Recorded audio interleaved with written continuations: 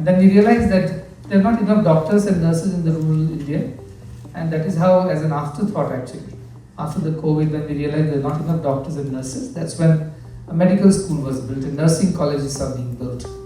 So this medical school is primarily to create doctors from rural India who otherwise are left out because they cannot access or afford medical education. It's free, so it's for all the people who ever wanted to be doctors, but they could never pay for it. So a lot of girls, 60% of them are girls now in the medical school.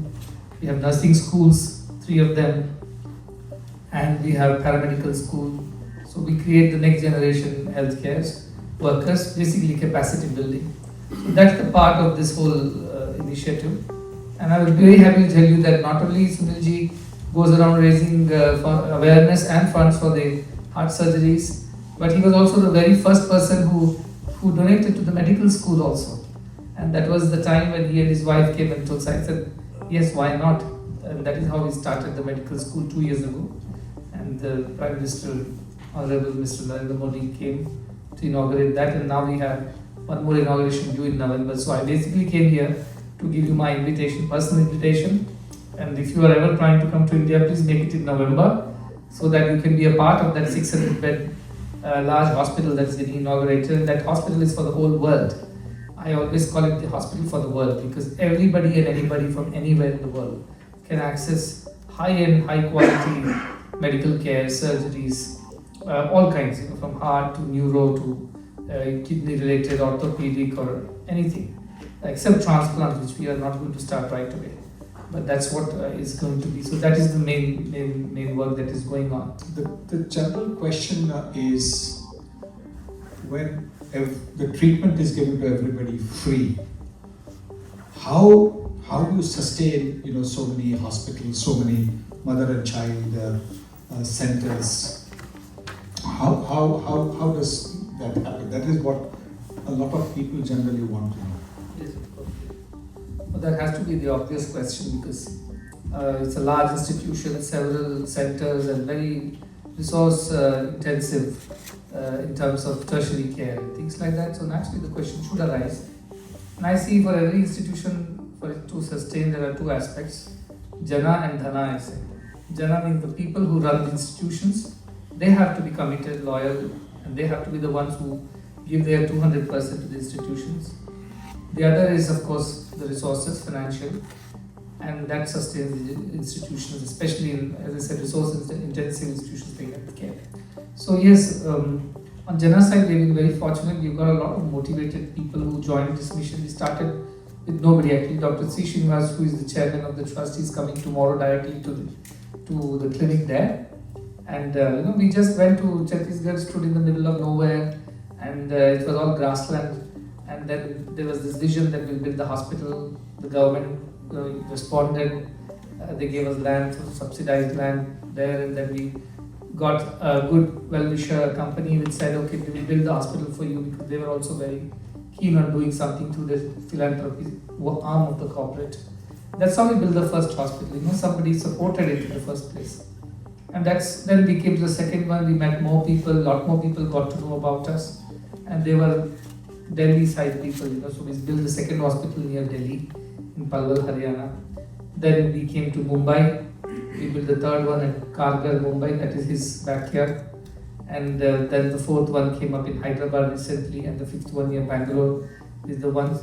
And slowly mother and child centers came up because people came and told these are tribal areas, women are dying, children are born early, preterm babies, no support. So then we started building mother and child centers.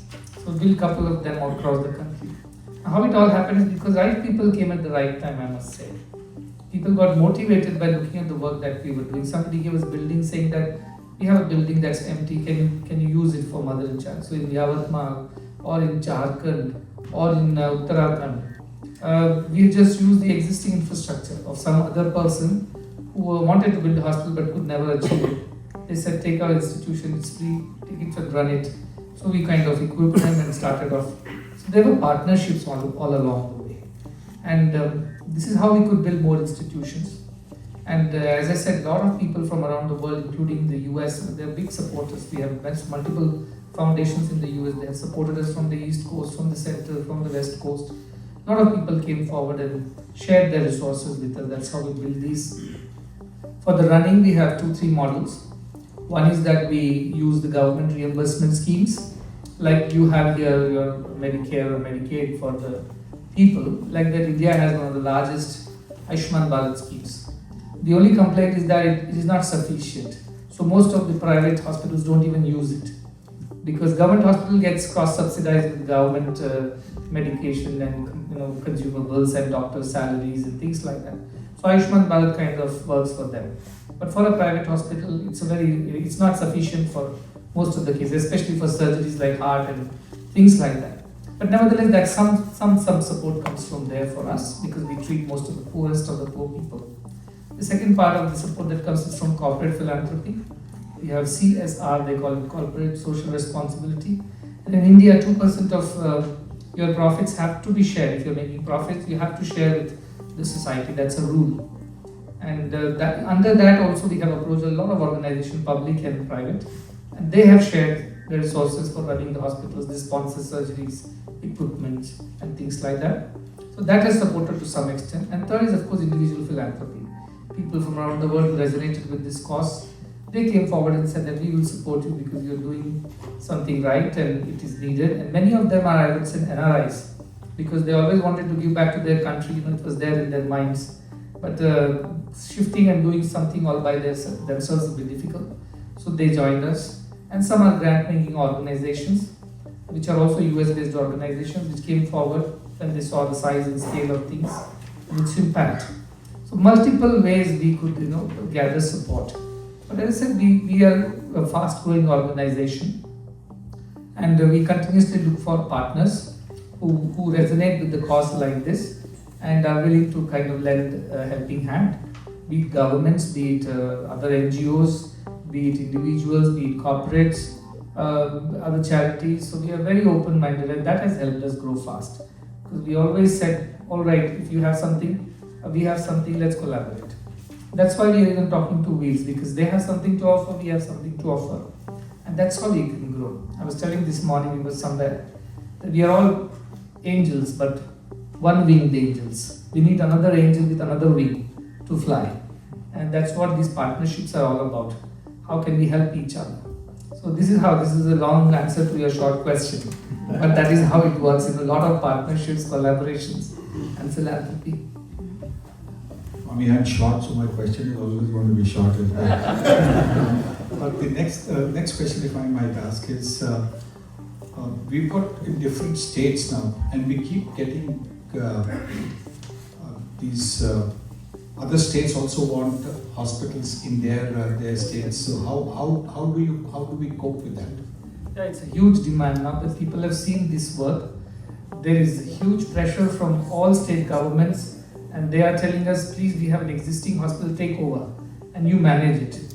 But government system and their management is quite difficult. That is because it comes with its own ifs and buts. And those who have worked with governments would know they're already. Dr. Shah is smiling there. So that happens. The other thing is a lot of private hospitals, like charity hospitals, are coming forward saying that when the founder was there, they were thriving. But after the founder passes away, most of the hospitals, the next generation does not take the pain of running it the way founder wanted. So again, that becomes the second type of institutions that are coming forward and asking us to take over. And the third kind are just empty places. People say, we have a land, we will give it to you. Please build something for our community. It's very bad here. Things like that. So we've been very picky in terms of understanding and picking the hospitals. For example, one hospital we recently built in Andhra Pradesh. It was already an existing NGO. It's actually started by somebody from the US. In his father's name, in a fishing village, but the person is already old and he's himself a doctor, but he could not run it. So he came with his team saying that there is a place, please help. Mothers and the children are suffering and do something. So then we talked to a few people and built that hospital, equipped them. That was done alongside Rotary and other such members, and slowly we have put our management over there to start, but that was from the scratch. However, the next model that is really going to happen, I think, is government collaborations. I was in Assam. Anybody from Assam here? Because He must be from Bengal, but Assam. And then there's a very excited chief minister there. So yeah, you go there and he said, we have so many hospitals, but we are not able to manage it because we are not getting right faculty. That's because most of the doctors are not there in India. One generation or two generation doctors are already abroad because there's huge demand for their services. And in India also, most of them have joined the corporate hospitals, which were not existing 10 years, 15 years ago. But today corporate hospitals are everywhere, even tier 2, tier 3 cities. So the government machinery is suffering because they're not able to retain talent in the rural area. And they can't bind them with anything because government is obliged to give them education and you can't tie them up with that. So they are struggling. So we are contemplating on a small hospital. We said we will take 30 to 50 bed facilities. And then we will see how to man them and do the management. And we asked government what would be from your side apart from just giving the building and equipment. They said yes, we will also support it running from our government budgets and things like that, but those are never sufficient.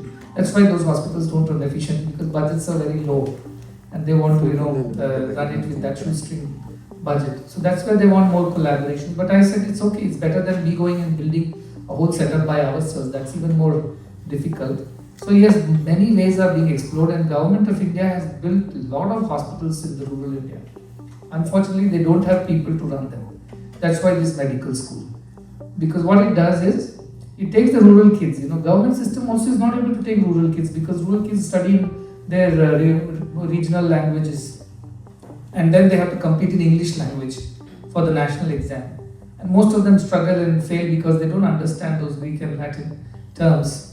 And those who make it also, they can't even pay sometimes the hostel fee of 50,000, subsidized fee also they cannot pay. So this is where the gaps are. So by building a medical school, nursing school, what we are doing is that we are trying to build doctors for the future. These are rural kids and they have the heart to go back to their own hometowns and do something for them. They're not looking at using this as a springboard to make better careers and things like that. They're looking at really going back and serving.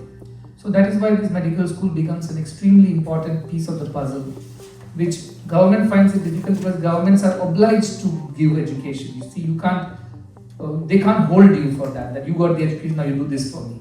And every time they try to institute a bond or some kind of obligation, students have found a way around. They go to the court and do something or pay it off and walk away because that's a very small amount for the freedom that they demand.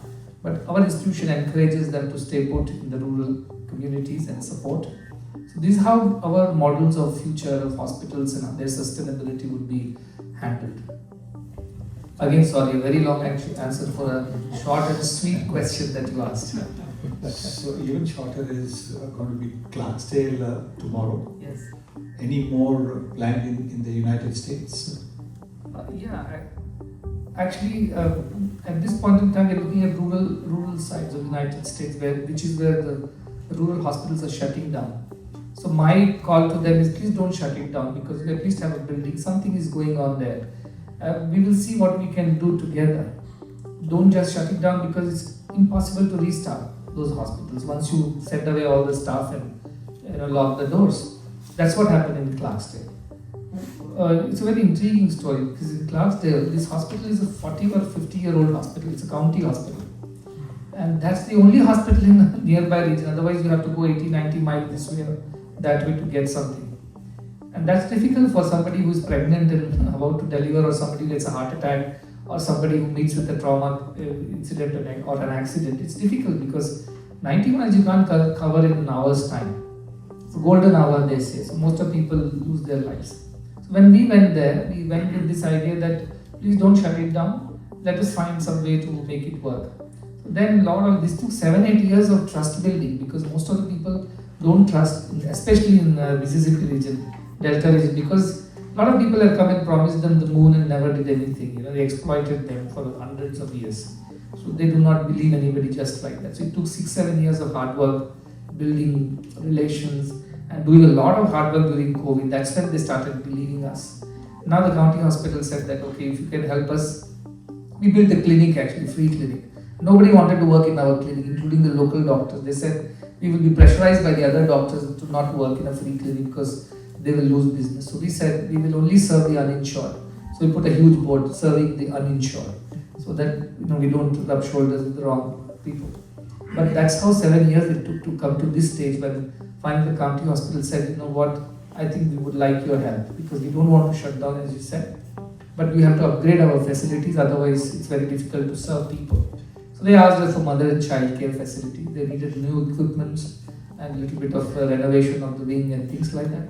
So we took that up. And I think that would be a good model. We don't have to build a whole hospital. Wherever they are existing and they are running on some of the federal grants and things like that.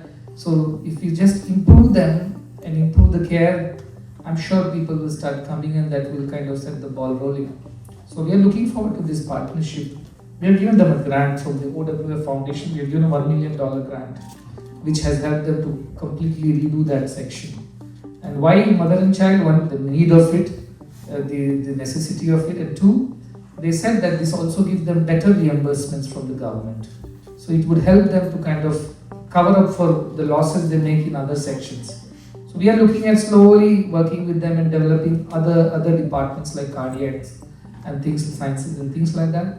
So that would be our model across the US, that in rural communities, you improve their existing offering by supporting them from behind and then help them manage their system better. So this is just the model one, the first one. There are already requests from other places too. We have requests from LA area. Now LA looks like a very upmarket thing, but then there are inner city communities where they don't have access to healthcare. So also in San Jose, we have heard about that, so we will explore that as time passes. If this works, I'm sure everything else also can work. And any other countries? Is Fiji, Sri Lanka? Yeah. Any other countries? We have 2 hospitals in Nigeria. They are general hospitals, but we also send teams to do heart surgeries or bring the children over to India. We also are planning few more hospitals. One is in Turkey because that serves 3 continents, and then we want to build something in South Africa, which will take care of the African region, and Argentina, that's for Latin America, especially the central Latin American countries where very poor people stay. And one is upcoming in Malaysia, that's again with the government of Malaysia. So these are some more centers that are coming up in the future. So literally covering the whole world. You go anywhere, a 10 hours flight, you will be in our hospital somewhere. So that should take care of most of your requirements. That is the idea. It's growing with that. That's absolutely wonderful. Any last message to all those here? Those who have not yet exercised the second chance, this is the second chance. Be a part of it and think long term, think far ahead. I think one is, of course, there are very pressing, immediate solutions that the world needs. You have to feed them now. They are hungry now. They have to be treated now. Otherwise, they won't be there. There is no tomorrow for them. I understand those pressures. That's one side of the story. But the other side is to make sure that the future generation does not repeat the same thing, right? So you build capacities, build strengths, build communities, self-sustaining communities. That will ensure that they can look after themselves in the future. So I think right now our huge push is in healthcare education and creating specialists who are, as I said, because they got their education for no cost, they should have this heart to be able to give back to their communities. And India is going to produce doctors for the world, that's given, and nurses for the world and paramedics for the world, and I think we would be one of those. Once these kids are ready, I'll send them to all around the world, wherever we have hospitals or any other sister organization that seeks help, these will be available. So this is the long term, so we have to kind of balance the short term immediate requirements and the long term plan for a sustainable healthcare, education, nutrition system around the world. So yeah, both sides we are making the investment. Some people ask, when there are so many hungry people in India, why is India trying to go to the other side of the moon? Why don't we feed everybody and take care of that? But that is how it is. You have to feed some here and also make plans for your future, isn't it? Going to the space is also important. At the same time, feeding your children today is also important. So we have to sort of, as a foundation, balancing the two. We call it one world, one family as a whole in the holistic way. Of course, every section has Annapurna is the breakfast program, Sanjeevani is the heart care program, and Lokaseva is the education program, and so on. But It's a very interesting thing because in San Jose, we were sitting and talking like this in one of those houses of our people. And while talking, it just slipped out of my mouth that, Indian ethos of Vasudhaiva Kutumbakam, that everybody is a family. That is the solution to all the problems in the world. One world, one family, people can believe in. Immediately, Mr. Sunil Gavaskar, he doesn't miss a shot. So he caught that immediately. He said, look at this, one world, one family. That sounds very good. Why don't we call this as one world, one family? That would be great. That's how it became one world, one family mission. Thanks to him.